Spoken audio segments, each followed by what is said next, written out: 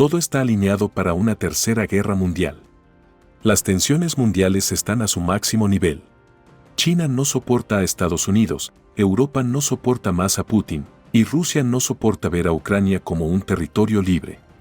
De esta última tensión, existieron rumores sobre un posible conflicto durante un tiempo, pero todo pasaría a la realidad cuando el presidente Putin autorizó a su ejército a invadir a Ucrania. Se habían estado preparando para la invasión, agrupando alrededor de 200.000 soldados, junto a su artillería y equipamiento a lo largo de su frontera con Ucrania. Mucha gente se pregunta, ¿por qué Putin y Rusia quisieron iniciar esta guerra contra Ucrania? La respuesta es complicada, pero la vamos a resolver en este video con explicaciones que no conseguirás en ninguna otra parte. Los objetivos actuales de Putin tienen su origen en lo que ocurrió hace más de 3 décadas, a principios de la década de 1990, cuando se produjo el primer colapso de la Unión Soviética. Durante siglos antes de ese acontecimiento, Rusia, junto a Ucrania, Bielorrusia y otros países modernos, habían sido un solo país, y la gente se había desplazado en gran medida entre todos ellos, a lo largo de generaciones. Todos estos lugares están profunda e íntimamente conectados por su historia común. Y durante décadas, esa historia consistió en ser ampliamente reconocida como una de las superpotencias mundiales más dominantes y formidables. Pero en 1991, la Unión Soviética se derrumbó y se convirtió en 15 nuevos países. Rusia es ahora el más grande, pero solo tiene la mitad de la población que tenía la Unión Soviética. La economía rusa es solo un poco mayor que la española, aunque Rusia tiene el triple de habitantes. Y los territorios controlados por el gobierno central de Moscú se han ido reduciendo casi cada año desde entonces. Durante la Guerra Fría hubo 2 alianzas militares, que fueron la OTAN en Occidente y el Pacto de Varsovia en Oriente. Moscú no controlaba los países del Pacto de Varsovia, pero seguían bajo su influencia. Desde la perspectiva de Moscú, estos estados proporcionaban protección contra cualquier posible ataque de sus rivales de la OTAN. La llanura del norte de Europa es un accidente geográfico que va desde los Países Bajos en el oeste hasta las montañas en el este de Europa. Toda esta región es importante porque daría ventaja a algún bando si la controlara. El territorio es mayormente plano y tiene forma de embudo. Es muy estrecho en el norte de Alemania, pero se ensancha a medida que se acerca a los montes Urales. Se hace difícil defender el plano en toda su longitud. Desde la perspectiva de cualquier régimen de Moscú, es importante ampliar el control hacia el oeste, a través de la mayor parte posible de este territorio abierto, para reducir la brecha que necesitan defender en caso de conflicto con el oeste. Durante la Guerra Fría, el control de este territorio por parte de un régimen en Moscú alcanzó su mayor extensión histórica. En ese sentido, la Unión Soviética tenía mucho control sobre Europa del Este, lo que significaba que Moscú podía decir a otros países lo que tenían que hacer. Pero las cosas han cambiado desde 1991, y ahora es mucho más difícil para Moscú controlar lo que ocurre en Europa del Este. Resulta que los países que en su día formaron parte del Pacto de Varsovia, como Alemania Oriental, Polonia, Checoslovaquia, Hungría, Rumanía y Bulgaria forman ahora parte de la OTAN. Las antiguas repúblicas soviéticas de Lituania, Letonia y Estonia también forman parte de la OTAN. Esto ha hecho que las líneas del frente de la OTAN se extiendan mucho más al este de Europa. Para quienes están en Moscú, esta alianza representa un gran peligro. Pero no todo está perdido.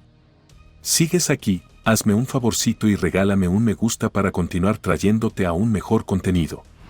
Tras la desintegración de la Unión Soviética, muchos de los nuevos países se unieron a una alianza militar llamada Organización del Tratado de Seguridad Colectiva, UOTSC. Esta organización está formada por Rusia, Bielorrusia y Armenia. Sin embargo, Ucrania no se unió y ha permanecido como una especie de zona neutral entre la OTAN en el oeste y la OTSC en el este. Teniendo esto en cuenta, es fácil ver por qué Ucrania es y será siempre un interés clave para Moscú. Si Ucrania está en la órbita de Moscú, empuja las líneas defensivas de la OTSC más cerca de los Cárpatos en el suroeste de Europa. Esto significa también que Moscú solo tendría que preocuparse de defender su frontera oriental con Polonia. Por otro lado, los estados bálticos no representan una amenaza tan grande, porque si se convirtieran en miembros de la OTAN, las fuerzas de la OTSC podrían rodearlos fácilmente. Esto significaría que quedarían aislados del resto de la OTAN. Sin embargo, si Ucrania se convirtiera en un Estado miembro de la OTAN, las líneas del frente de esta alianza se extenderían mucho más allá de los Cárpatos, y situarían la nueva línea del frente defendible a lo largo de casi 2.300 kilómetros de terreno llano, abierto y difícil de defender. Entonces, si Rusia perdiera el control de Ucrania, tendría graves consecuencias. El río Volga se cerraría, y Rusia perdería el acceso a los recursos de petróleo y gas del mar Caspio. De hecho, esto estuvo a punto de ocurrir durante la Segunda Guerra Mundial, cuando la ciudad era conocida como Stalingrado. Si Rusia perdiera el control de Ucrania, Bielorrusia también tendría problemas. Es un estado aliado de la OTSC que a menudo se considera parte de Rusia.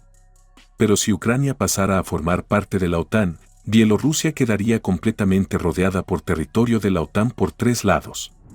Esto haría muy difícil para Rusia defender a Bielorrusia. Por eso es importante para ellos mantener el control de Ucrania o, al menos, mantenerla neutral. Pero Rusia quiere algo más que Ucrania.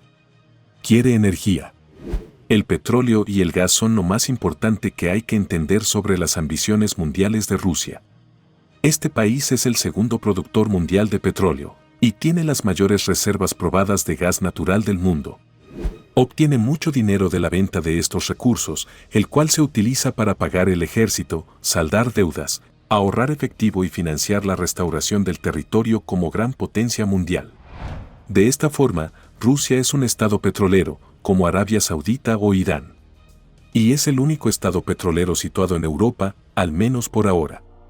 Sin embargo, a pesar de estas enormes ventajas geológicas, Moscú también tiene una serie de inconvenientes geográficos. La mayor parte de su gas se vende a la Unión Europea.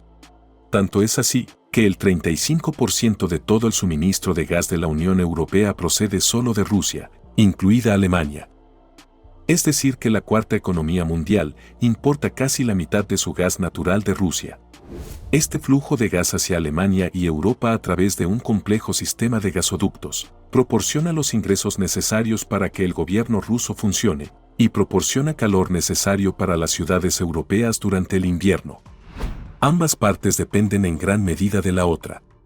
Cualquier interrupción en esta relación comercial sería desastrosa desde la perspectiva de Moscú. Y Ucrania es el lugar más probable para que tal interrupción ocurra en el futuro. En la época soviética, cuando Rusia y Ucrania eran un solo país, se construyeron gasoductos a través de Ucrania, casi como un puente que transportaba gas directamente desde las fuentes siberianas hasta los clientes en Europa. Pero tras el colapso de la Unión Soviética, Ucrania se convirtió en un país independiente y empezó a exigir dinero a Rusia para seguir utilizando su país como puente de gas hacia Europa. Rusia no tuvo más remedio que acceder, porque aún no existía infraestructura de gasoductos en ningún otro lugar. En 2005, el 80% de las exportaciones rusas de gas con destino a Europa seguían pasando por gasoductos a través de Ucrania.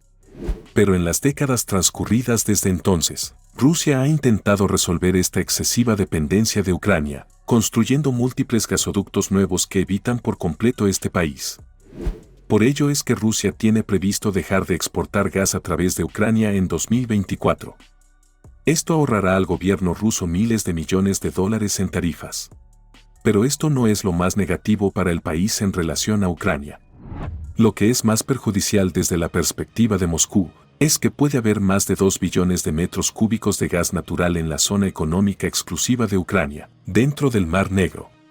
Es decir que Ucrania tiene mucho gas natural, aunque no pueden sacarlo de la tierra sin ayuda.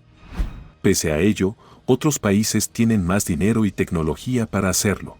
Por ese motivo, fue que el gobierno ucraniano empezó a conceder derechos de exploración y perforación a empresas como Exxon.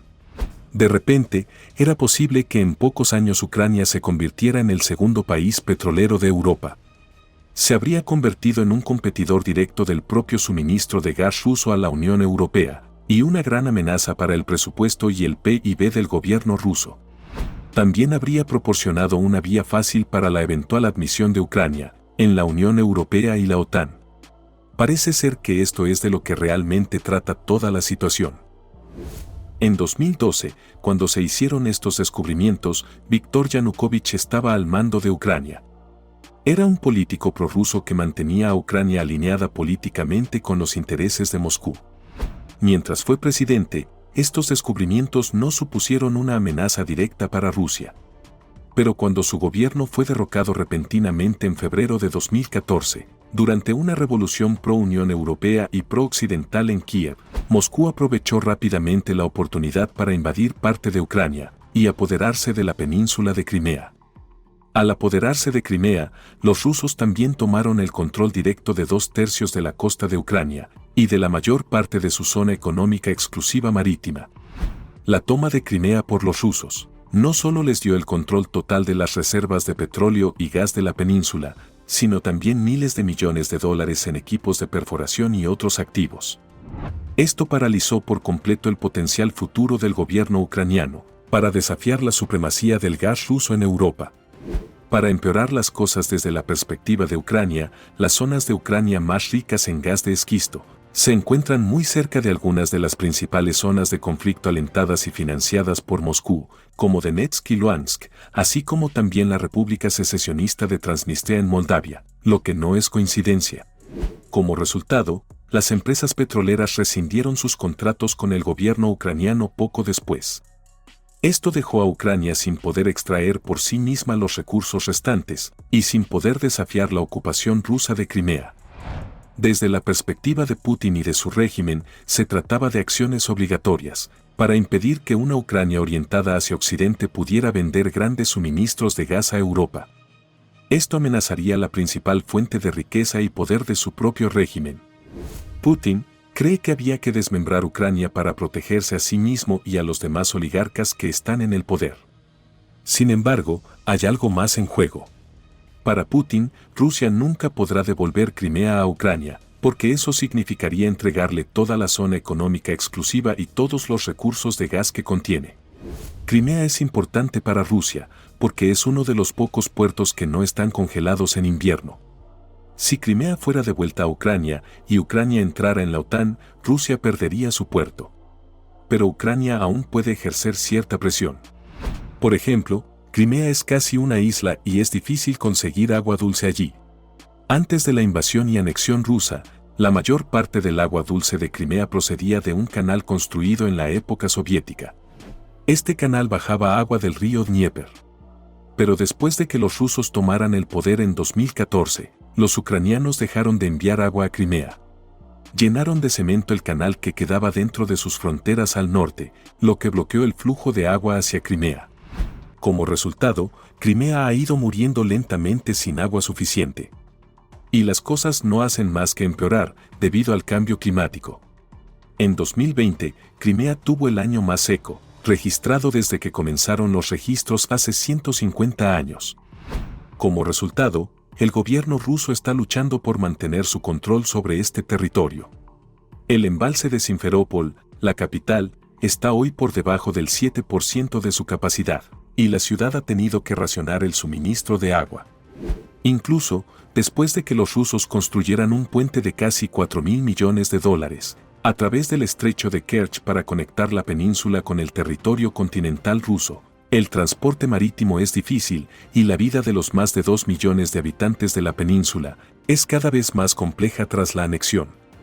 El gobierno ruso tiene que gastar miles de millones de dólares al año para sostener financieramente a Crimea, y todo ello se debe en gran medida al cierre de este canal por los ucranianos del otro lado. De esta forma, la actual crisis en Ucrania también puede considerarse un conflicto por los recursos naturales, en especial el agua.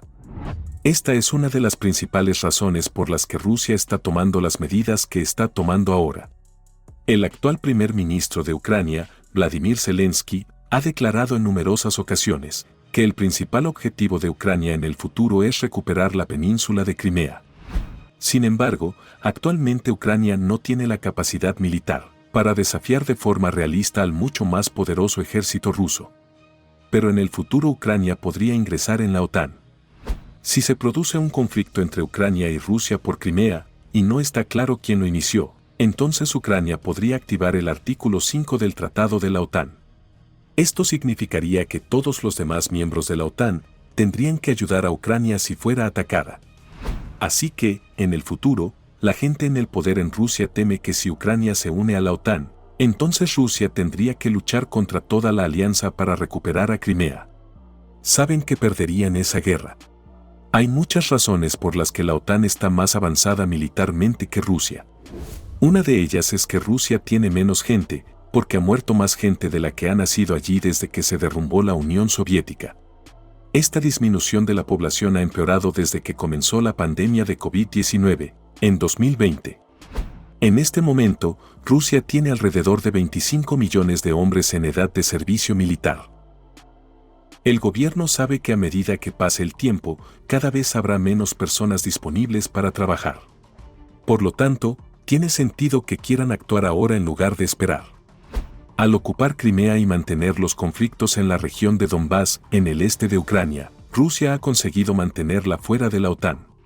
Y al acumular tropas a lo largo de la frontera y organizar maniobras militares conjuntas en Bielorrusia, Moscú es capaz de señalar a Ucrania de estar en peligro, lo que puede inquietar a los inversores y dañar aún más la economía. Actualmente no está claro qué planea Putin para Ucrania. Puede que esté planeando separar permanentemente Donetsk y Luhansk de Ucrania, como hizo con Crimea hace 8 años.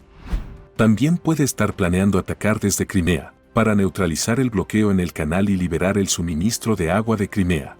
Puede que esté planeando hacer algo más, para asegurarse de que esta situación no vuelva a repetirse. Puede que intente apoderarse de más territorio ucraniano, para tener una línea defensiva más fuerte contra cualquier ataque de Occidente. Existe la posibilidad de que Putin esté planeando apoderarse de Ucrania.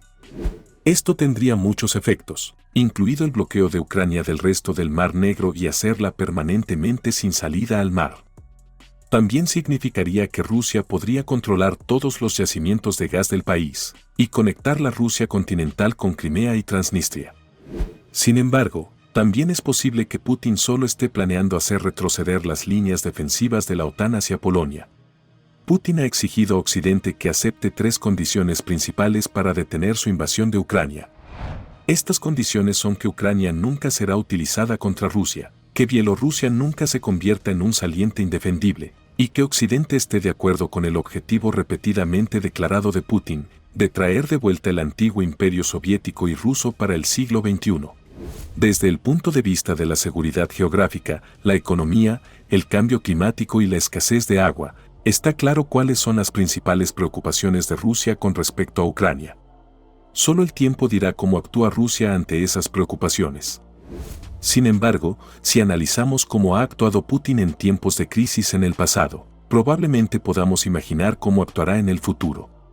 El reconocimiento de Donetsk y Luhansk como países independientes, y el despliegue de tropas rusas en ambos antes de lanzar una invasión a gran escala a través de Ucrania, refleja exactamente lo que Putin hizo contra Georgia 15 años antes.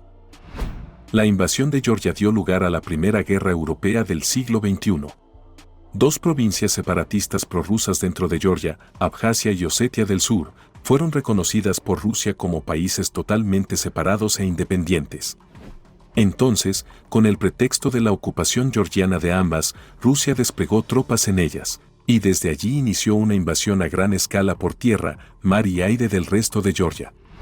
En los 12 días de intensos combates que siguieron, los rusos ocuparon tanto Abjasia como Osetia del Sur dentro de Georgia. Rusia ganó esta guerra en 2008. Esta victoria dio efectivamente a Rusia el control sobre Georgia, e impidió que se uniera a la OTAN.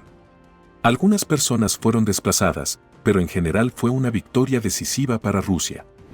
Esto sentó las bases para que Vladimir Putin utilizara tácticas similares contra Ucrania en 2014.